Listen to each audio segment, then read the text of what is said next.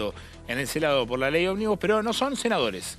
Son personas que están directamente afectadas o no, son expositores que han charlado en las últimas horas en el marco del debate que se está dando previamente a lo que seguramente va a ser una sanción. Ya están en nuestra mesa Noelia Villafañe. Noelia es titular de MARA, Monotributistas Asociados de Argentina, José Tamborenea, que es presidente de la Cámara Argentina de Industrias Electrónicas y Electromecánicas CADIEL, y Juan José Carvajales, ex subsecretario de Hidrocarburos. ¿Cómo están? Bienvenidos.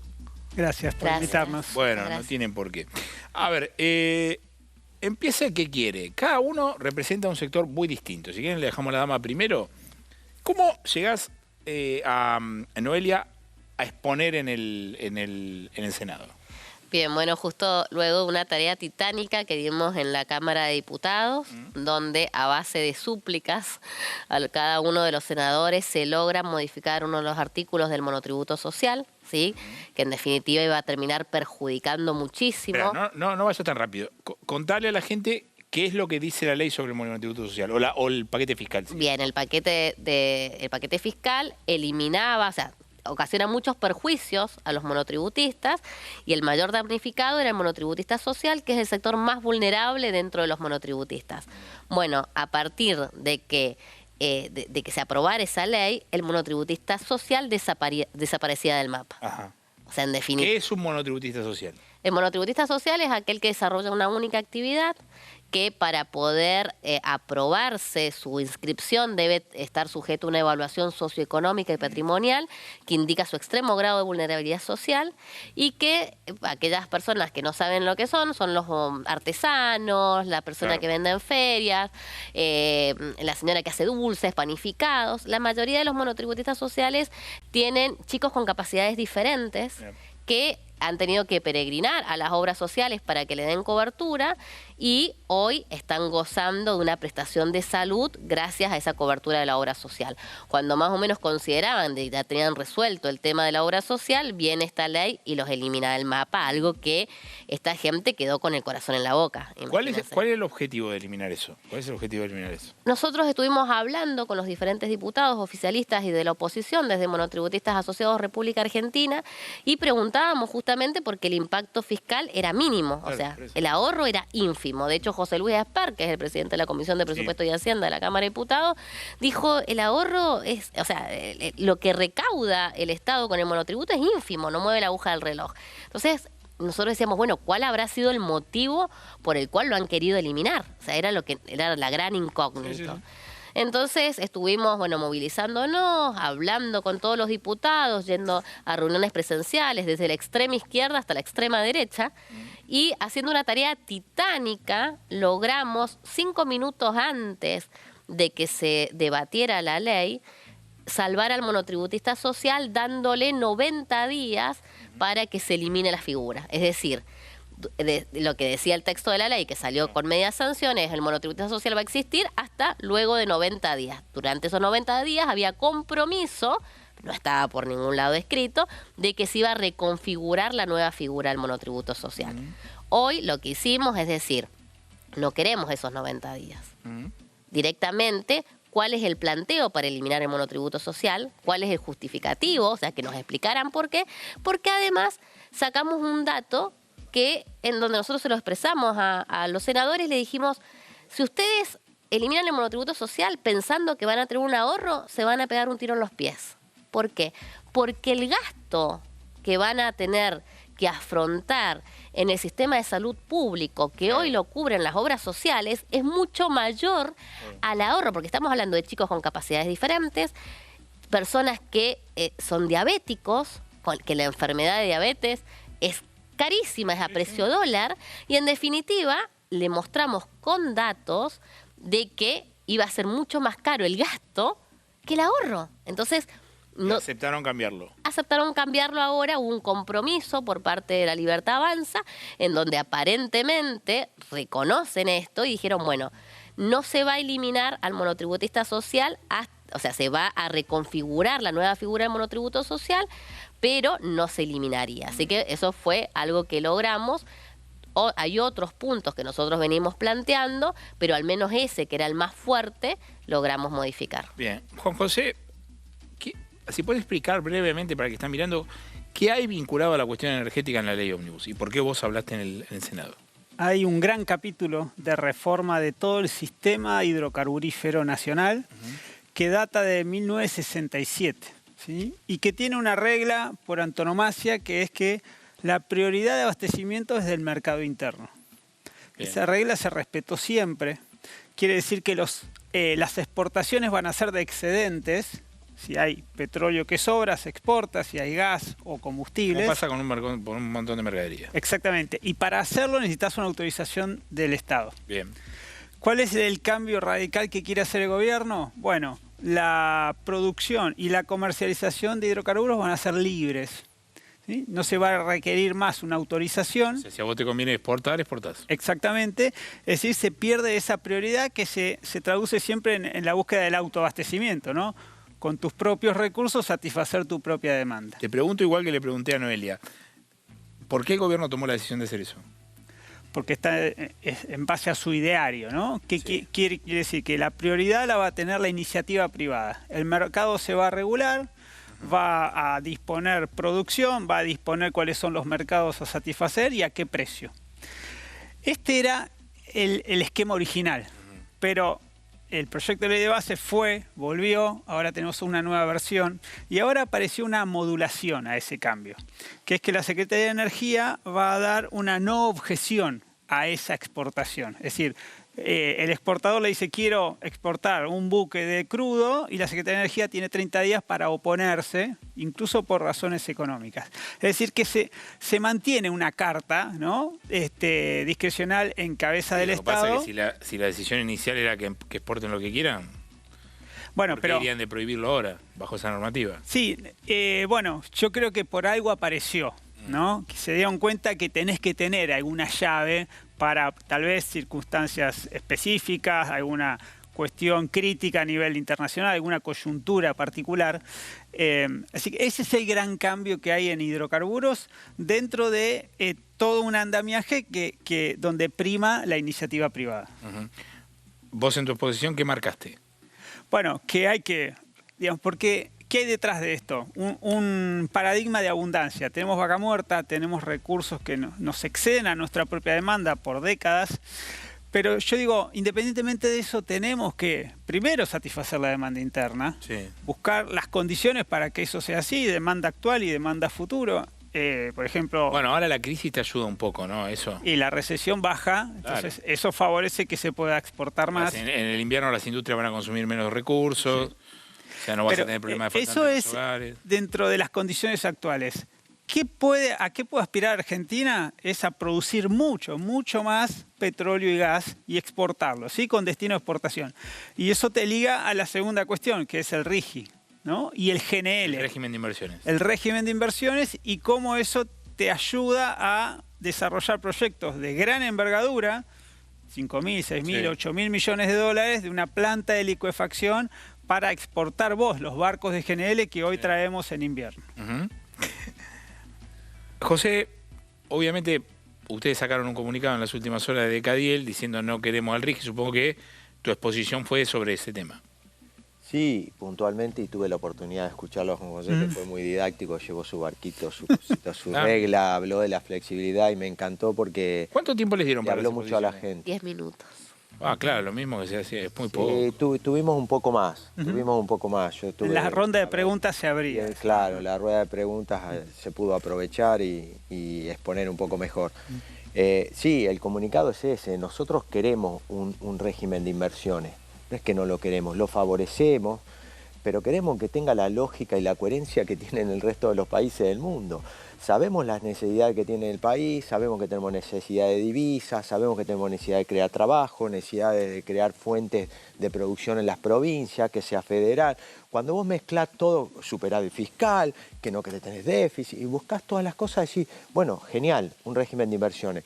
Cuando vos lees este régimen de inversiones no cumple con ninguna. Vos decís, necesitamos divisas. Bueno, no hace falta que el régimen de inversiones las traiga. Puede comprar una empresa desde el exterior, le deposita al dueño argentino o cualquier empresa que quiera comprar, le deposita el dinero en el exterior, con 80 millones de dólares lo efectiviza directamente, el 40%, y empieza a tener como figura BPU todas las condiciones del régimen.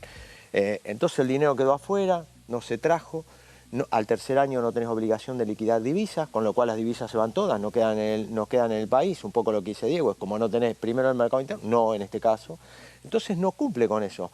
Y cuando vos decís en bienes de capital, te pueden traer bienes de capital usado, sí, tienen 30% de diferencia a igualdad de precio, cosa que no existe, nunca un producto cuesta lo mismo a nivel de bien de capital en Argentina que en el exterior, porque acá se paga siempre la chapa el doble, el aluminio más del doble, la petroquímica ni hablar, somos muy distorsivos en impuestos, todo, pero al final, aunque fuera lo mismo, hay 30% de diferencia en impuestos de todos los tributos, en lo que le significa al BPU traerlo del exterior o comprarlo localmente. Entonces no lo va a comprar nunca localmente, entonces no queda el trabajo, no queda la recaudación impositiva, ni para el municipio, ahora, ni para la provincia, tema está muy duro, ni para la o sea, nación. Vos no fuiste el único expositor de eso, habló gente de la Unión Industrial, sí. Hablaron gente de ADIMRA, o sea, de la Asociación de Metalúrgicos. Bueno, yo soy ADIMRA, soy vicepresidente y me tocó, expuse como Cadiel y como ADIMRA, digamos. Está difícil esa situación, ¿no? Con el RIGI. Sí, está difícil, pero es demasiado evidente. Porque la otra cosa que se esgrime es que si no hay un régimen especial, las inversiones no van a venir, sí. Porque el país ha permanentemente defraudado a los inversores. Y acá, y Diego también hacía esto y contaba, mirá... Juan José, perdón, disculpa. Vinieron las inversiones, ya se instalaron, o sea, Vista es una inversión de que vio lo que era YPF, Galucho, sí. y desarrolló y le pusieron el dinero para venir acá. La minería, en lo que hace al litio particularmente, han venido una docena de empresas instaladas a hacer inversiones. Están viniendo inversiones por el cobre, además del litio. Petronas ya tiene comprometidas las inversiones. El puerto de Bahía Blanca está en un desarrollo expansivo de 40% de crecimiento con todas las inversiones, Odeval, etcétera. O sea, las inversiones no se privaron de nada. Los australianos bajaban con miles de millones de dólares para el tema de hidrógeno verde. Esto no lo va a inhibir.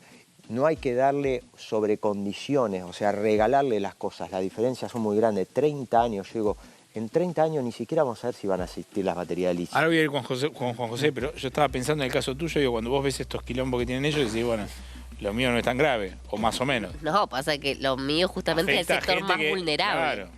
O sea, no es una cuestión de pérdida de ganar o no, acá directamente se meten con la vida de la gente. Son sectores que tienen poca representación esos. Tal cual, o sea, la única persona que habló del monotributo fui yo.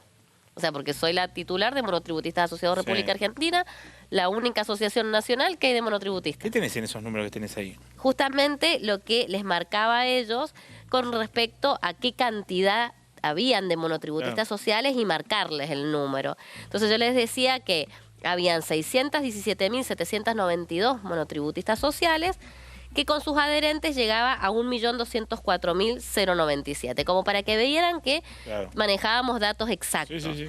Y que de esa cantidad de titulares habían 52.512 diabéticos. Mirá. Y que el costo que iban a tener ellos en el sistema de salud público iba a ser de 7.876.848.000 pesos. Por lo tanto, solamente de pacientes diabéticos, sin sumar la discapacidad ni nada. Y después decía, bueno, alguno tal vez me refuta y dice, no, ojo, que hoy lo están cubriendo las obras sociales, pero el Estado le da un reintegro a la obra social. Sí, pero no es un reintegro donde saca fondos el Estado.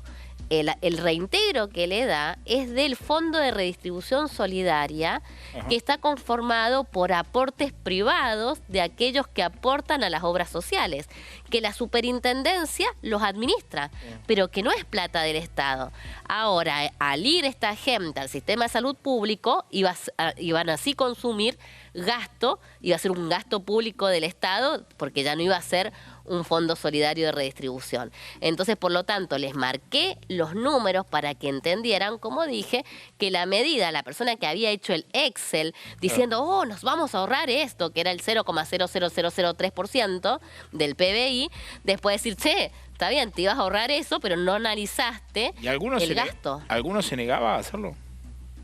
Los cambios. Los cambios, cuando yo dije estas pruebas irrefutables, dejé sin respuesta a la gente que estaba preparándose para decirme de que era necesario hacer ese sacrificio. Sacrificio con un sector vulnerable. Y además que justamente el FMI había hablado el 13 de mayo diciendo de que valoraban el esfuerzo que estaba haciendo el gobierno nacional por proteger a las familias vulnerables, a las mamás y sus pequeños vulnerables. Y yo decía, quisiera saber qué opina Julia Kozak, la portavoz del FMI, si se dieran cuenta que en esta mesa, les decía a los senadores, estamos debatiendo empujar a la clandestinidad al sector más pobre dentro de los monotributistas y dejar sin salud a esos pequeños que son los más vulnerables dentro del sistema. Entonces, con todo esto, que dije, bueno, gracias a Dios que el FMI también nos tiró una soga,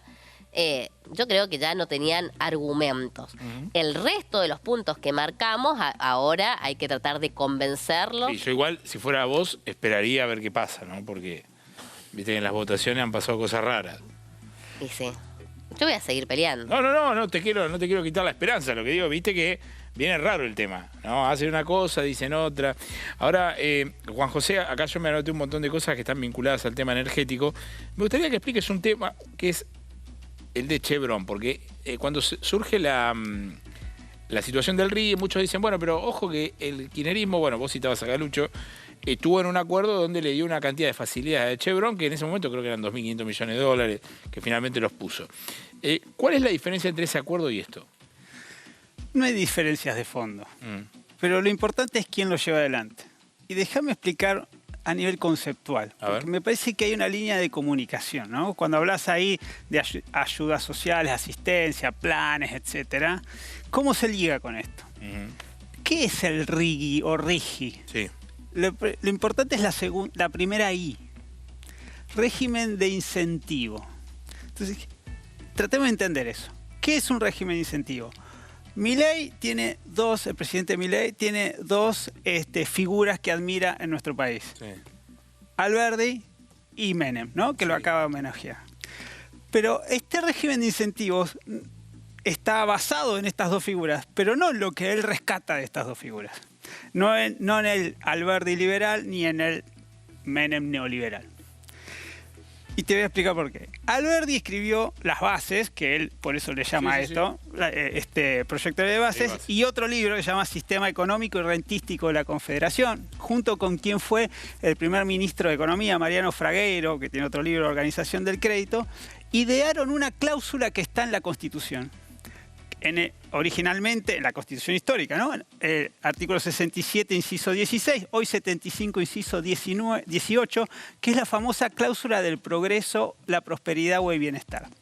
Que dice, ¿qué quería la intelectualidad de aquella época? Bueno, vamos a traer industrias, ferrocarriles, colonizar las tierras, capitales extranjeros, inmigración, etc. Para hacer eso tenían herramientas. ¿Cuáles eran las herramientas? Básicamente tres. Leyes protectoras de esos fines, concesiones temporales, las privatizadas, que hoy conocemos, los concesionarios, pero sobre todo recompensas de estímulo. Y ahí está la clave, dar un estímulo. El Estado podía dar un estímulo para fomentar una actividad, un sector económico, etc. Eso lo hace el Congreso. En la reforma constitucional de 1994 se agrega otra cláusula. Este es el otro Menem que él nos cita. La cláusula del desarrollo humano, ¿sí? Para garantizar el progreso económico con justicia social, el crecimiento armónico de los diferentes sectores de la nación. ¿Por qué traigo todo esto a colación? Porque el régimen de incentivo es lo antilibertario. Es darle una promoción, un incentivo a un sector. Alguien lo tiene que pagar. Alguien lo tiene que pagar, y si no le das un incentivo en plata, dejas de recaudar, que son las exenciones. Entonces, esto me parece importante entender. El gobierno que se proclama liberal libertario desarrolla un régimen de incentivo que en la primera versión era un anexo. Y en esta versión muchísimo más acotada, lo sacó el anexo y lo puso en el articulado. Y ahí pierden las pymes también. Pero te quiero decir, lo defiende a rajatabla. Un régimen donde el Estado es intervencionista. Okay. Ayer el presidente dijo, yo no soy intervencionista. Bueno, más intervencionista de esto no hay. Entonces, entender el sentido, ¿no? Sí. Después podemos discutir puntitos y si va de más o va de menos. Para tener una idea, no solamente lo que pierden las pymes, sino lo que citaba Juan José. Estamos ahora frente al paquete impositivo donde se le va a cobrar de nuevo impuesto a las ganancias a personas que son retribuidas por X más, 2.300.000, 1.500.000 si es soltero, etc. O sea, pasan casi entre 800 y 1 millón de personas a pagar un impuesto a la ganancia. Mientras tanto, a los grandes capitales del mundo, 200 millones de dólares, 1.000 millones de dólares, por la coparticipación, porque vos bajas 10 puntos de ganancia que son coparticipables. No le permitís a las provincias cobrarte ingresos brutos, con lo cual en los números que hablamos, los números son siderales. No le permitía a los intendentes cobrarte la seguridad y higiene industrial. La parte coparticipable, impuesto a los débitos y créditos, que lo eliminás, se lo toman 100% de ganancia. Obviamente el impuesto país, el resto, pero eso que son coparticipables, lo pierden las provincias completamente. Sí. Entonces el impuesto a las ganancias se lo cobrás a la gente, al trabajador, y se lo regalás a las grandes inversiones. Por 30 años. Acá son dos cosas. Una, la inversión, parte de lo que describía un poco Juan José al inicio, y después, por otro lado, el flujo durante 30 años. No existe en el mundo una ley de 30 años. No. Ya acá minería, que tiene un montón de excepciones, tiene 20 años en la ley minera. El régimen de Chile tiene 15 años. O sea, es un exceso por donde vos lo mires. Y las asimetrías generadas son devastadoras. Ahora, lo de la provisión para ustedes es... Alguien el otro día de la huida de Santa Fe me decía, ojo que en Santa Fe no es una provincia petrolera, pero sí tiene una cantidad de industrias que son proveedoras. Maquinaria agrícola, por darte un ejemplo, sin irte al petróleo y gas. Metalmecánica. Metalmecánica, te desaparece en una cosa así. La gente no lo pensó y muchos no lo pensaron. Esto está lleno de agujeros, pero terrible, por todos lados. Porque te permite que vos traigas un bien de capital usado. Sí. Entonces vos podés traer un buque, ponerte a hacer todo un proyecto pesquero, el buque es usado. ¿Quién te va a controlar algo si vos no vas a tributar tasa estadística, no vas a tributar impuesto país, no vas a tributar el arancel de importación? ¿Quién te va a mirar lo que traigas? ¿Cuál es el incentivo del Estado para controlar si ni siquiera va a recaudar? Ninguno. Acá pone en vilo de seguridad un montón de cosas, de reglamentos técnicos, de reglamentos. Nosotros tenemos el tema de la seguridad eléctrica. Es terrible en esto. Alguien puede traer un barco, lo puede usar 2 años y lo vende, lo trae usado, lo vende. Entonces compite con el astillero local, le saca el trabajo al astillero local. Se trae un camión y se lo vende a otro. Y le saca el trabajo al tipo que fabrica, a la empresa que fabrica camiones acá, que fabrica motores, que hace... No tiene lógica. ¿Y fue algo para mí que lo manosearon. Fue hecho, como decía Juan José, y como están las leyes de los regímenes de incentivo en el mundo, está acotado a temas estratégicos que quieren desarrollar esos países. Llámese minería, oil and gas, acá tenemos un régimen del software. Tenemos hoy una ley... Con una particularidad, son todas leyes específicas. Acá es como... Claro, con un objeto determinado. Una exposición de un chileno que fue magistral también en cómo está supuestamente bien encorsetado para... Noelia decía recién, a mí yo siento que me escucharon y que pueden hacer cambio. Ahora, ¿vos escuchaste lo mismo? Sí, nosotros sentimos, pero acá te hago un apéndice. Cuando yo hablo tengo muy buena repercusión, fue muy bueno, pero tenía 3 senadores del oficialismo escuchándome y 22 de la oposición. Entonces, cuando vos lo pones en perspectiva, decir, bueno, ¿qué asidero tiene? ¿Cuál es el...? Porque ¿para quién hablamos nosotros? Que acá viene todo el otro capítulo. ¿Por qué nos llaman cuando vos tenés todos hechos? ¿Quién es el que sabe de esto? Si nosotros somos los que ponemos el dinero, los que contratamos la mano de obra, los que pagamos los impuestos, los que sufrimos la aduana argentina, los que sufrimos todas las regulaciones, los trámites, todo lo que hay que poder hacer para generar una compañía. ¿Por qué no me llamás antes? Si soy yo el que padece todas las circunstancias en las que vos desde la política me gobernás, ¿quién lo hace esto? ¿Quién lo hace? Un estudio de abogado, una consultora internacional, que además la bancan todos los estudios, te lo bancan justamente los grandes inversores internacionales, a lo cual esto le calza perfecto. Noelia se ríe, te ríes. Más que nada para evitarse el bochorno, el error. De última decir, voy a hablar de monotributo. Yo en mi vida fui monotributista, o sea, que diga el funcionario, che, me pusieron a redactar esto del monotributo. Y no sé quiénes son los monotributistas. Nunca estuvieron en los zapatos del monotributista, obviamente van a redactar justamente un proyecto de ley lógico. que va a terminar siendo dañino y que nosotros tenemos que ir después como asociación a iluminar esa redacción y decir, che, ojo, que es perjudicial. O sea, entonces nos evitaríamos todo este tiempo si dijeran, vengan, elaboremos esto juntos, qué perspectiva le dan y ahí se puede discutir todo previo. De hecho, antes, cuando estaba el borrador, yo estuve yendo a Casa Rosada, hablé con AFIP Nación, envié unos informes al diputado Venegas Lynch. O sea, intenté por todos los medios no llegar a esto, a último momento decir, che, con datos ya certeros y decir, Claro. es ilógico lo que están Pero planteando. vos viste que había desconocimiento sobre Para mí hubo ignorancia, sí, falta de conocimiento. Para mí no hubo ni malicia, ni hubo desprecio para un sector tan vulnerable, sino hubo ignorancia. Pero eso te baja el sentido de la responsabilidad que tienen los legisladores Bueno, para no, el eso pueblo. desde ya. Y eso es ineludible. No puede ser que haya ignorancia en estos temas cuando tienen N cantidad de asesores, 20, 30, 40, tienen estudios a su disposición. Entonces vos decís, che, ponete las pilas, seguís cobrando lo que cobrás, te elige el pueblo, te da una responsabilidad, la responsabilidad la tenés que ejecutar como tal. Juan José es un consultor, o sea, ¿quiénes te consultaron para esto? Nadie. Entonces, y es primer nivel, te va a contar la historia del petróleo, de los hidrocarburos, de Ahora, principio al fin. me voy a poner en abogado del diablo de las provincias. Las provincias dicen, si a mí no me dan esto, no tengo inversiones. Sí, pero ojo, ¿no? Porque algo que yo noté ahí, esto afecta a todas las provincias de OFEPI, estoy hablando de energía, Sí. ¿no?